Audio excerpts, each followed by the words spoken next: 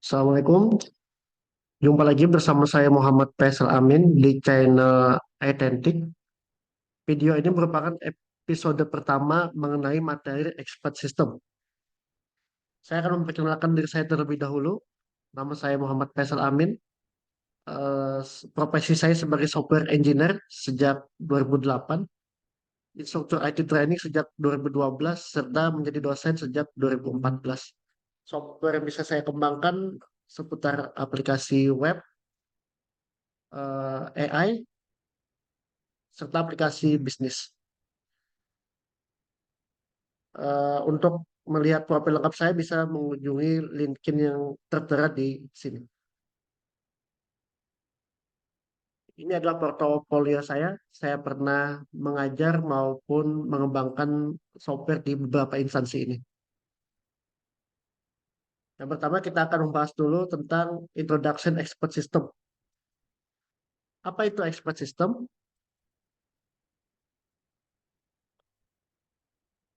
Expert System adalah aplikasi AI yang dirancang untuk meniru pengetahuan dan keterampilan seorang pakar manusia di bidang tertentu.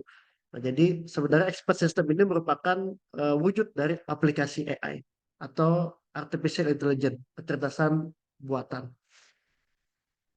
Nah, kita akan melihat perkembangan AI dan expert system dan mengapa expert system itu penting bagi perkembangan AI.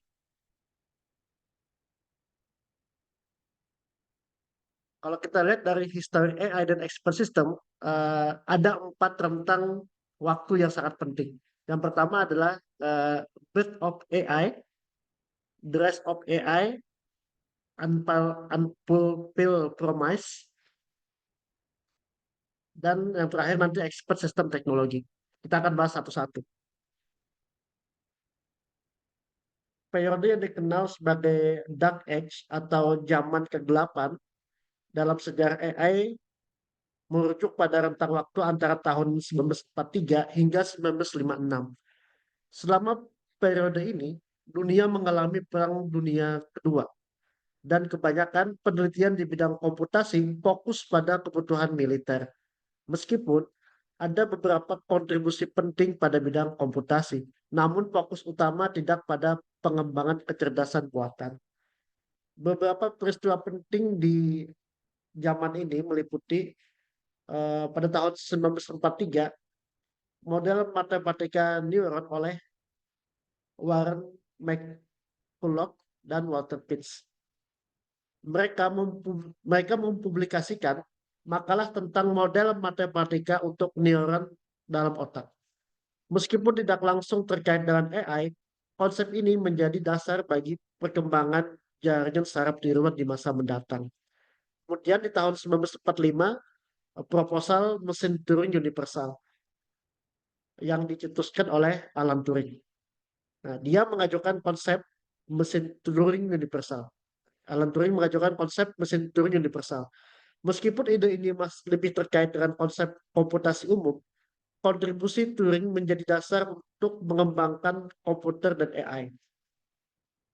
Kemudian di tahun 1950, masih oleh Alan Turing, dia menulis artikel yang berjudul Computing, Machinery and Intelligence. Nah, di sini Turing mencetuskan pertanyaan apakah mesin dapat berpikir seperti manusia. Ia mengusulkan tes Turing, di mana nanti ini akan menjadi dasar untuk menguji AI di masa yang akan datang. Meskipun pada periode ini AI tidak menjadi fokus utama, tetapi fondasi untuk pengembangan AI sudah mulai diletakkan. Periode ini menjadi landasan bagi perkembangan selanjutnya pada tahun 1956 ketika John McCarthy mengadakan konferensi Dartmouth yang sering dianggap sebagai awal resmi dari disiplin ilmu kecerdasan buatan atau artificial intelligence.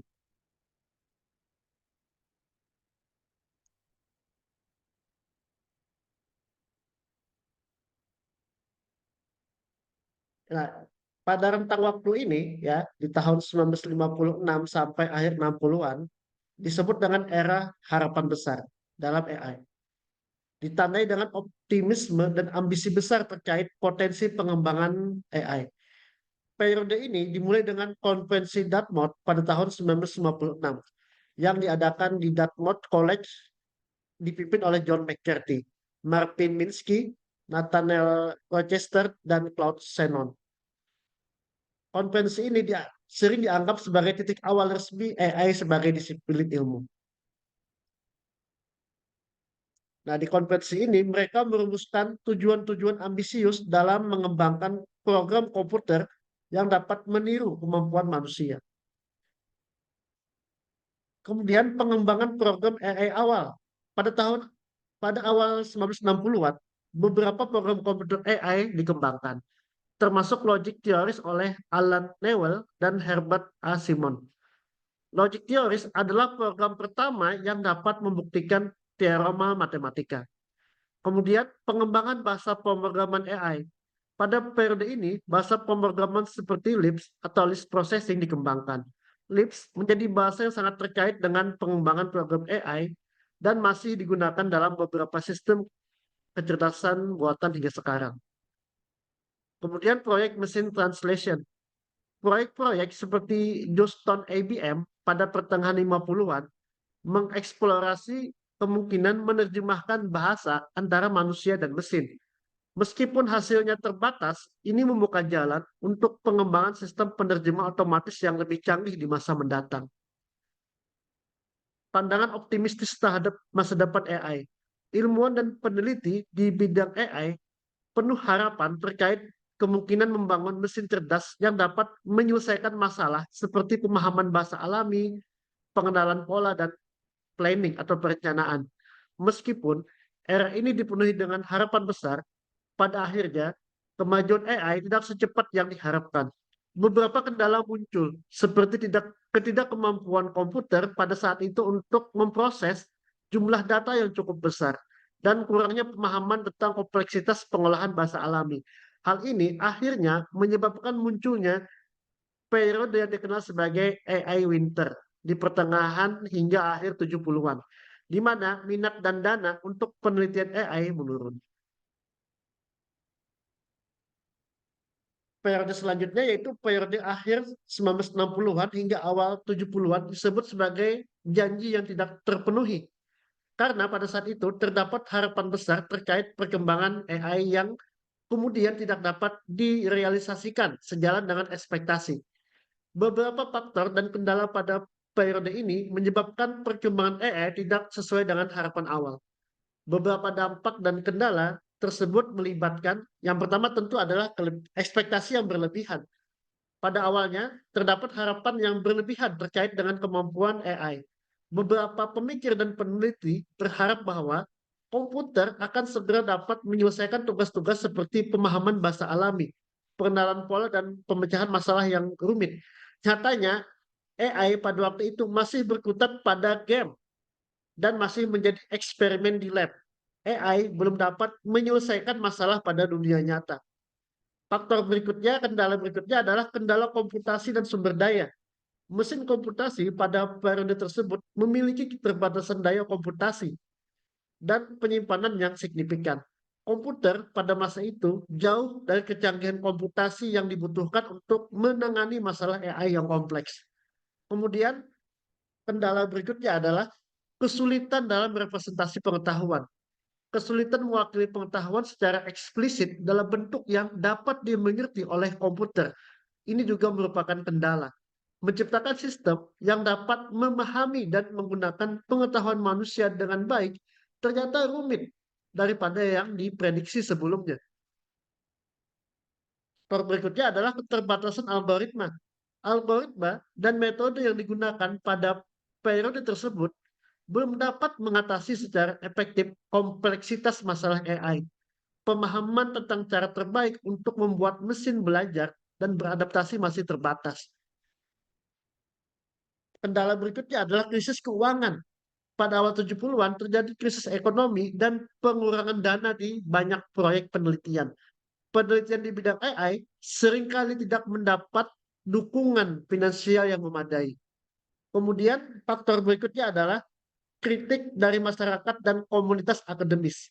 Pada periode ini, muncul kritik dan skeptis terhadap harapan dan klaim yang dibuat oleh komunitas AI.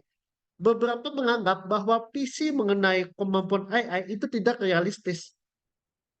Nah, dampak dari janji yang tidak terpenuhi ini melibatkan penurunan minat dan dukungan finansial terhadap riset AI. Beberapa peneliti beralih fokus ke bidang-bidang lain yang dianggap lebih dapat diakses dan lebih berpotensi memberikan hasil yang nyata. Beberapa kesulitan yang dihadapi AI pada akhir 60-an meliputi pada waktu itu fokus pada pengembangan metode umum untuk menangani berbagai jenis masalah.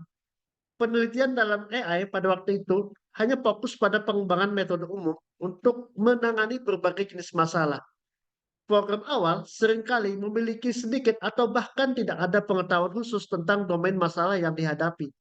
Untuk mengatasi tantangan ini, program mengadopsi strategi pencarian dengan mencoba berbagai macam kombinasi langkah kecil hingga menemukan langkah yang paling sesuai.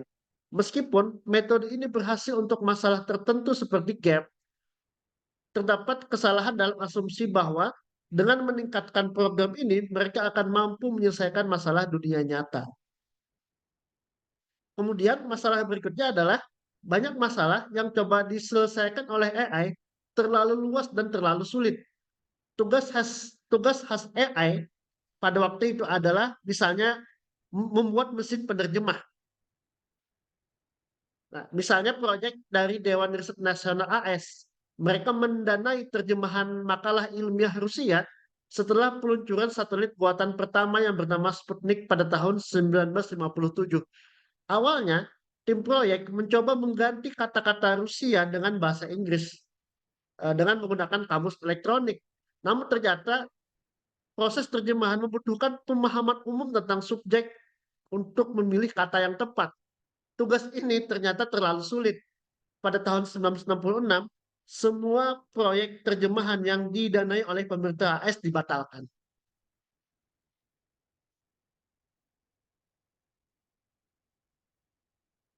Periode selanjutnya adalah expert sistem teknologi, awal 70 sampai pertengahan 80.